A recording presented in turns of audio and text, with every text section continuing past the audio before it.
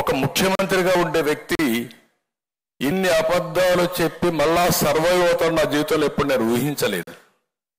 చెప్పిన అబద్ధం చెప్పకుండా చెప్పేయడం. ఎవరైనా నువ్వు తప్పు చేశావు అంటే వాళ్ళపైన పడిపోవడం. ఇంకా పోలీసులు వచ్చేస్తారు, తప్పుడు కేసులు పెడతారు, వీళ్ళు ప్రభుత్వం తరపున బ్రహ్మాండమైన అడ్వకేట్లు పెడతారు, మన సొంత డబ్బులు పెట్టుకోవాలి.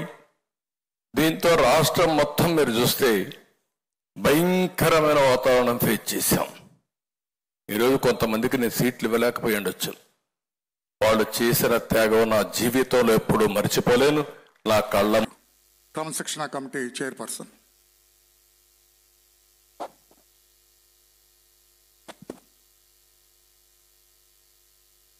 ఎన్డీఏ కూటమి నేతృత్వంలో తెలుగుదేశం ఆధ్వర్యంలో ఏర్పాటు చేసినటువంటి ఈ యొక్క వర్క్షాప్కి అధ్యక్షత వహించినటువంటి జాతీయ తెలుగుదేశం అధ్యక్షులు, దాన్ని స్కేలప్ చేస్తే తప్పకుండా రెస్పాండ్ అవుతాం.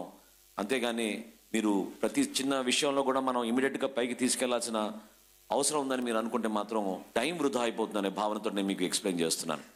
కష్టపడి నిలబడదాం. ఈ పోరాటం మామూలు పోరాటం కాదు, ఇది నిజంగానే ఒక యుద్ధం. మన పైన చేస్తున్న మానసిక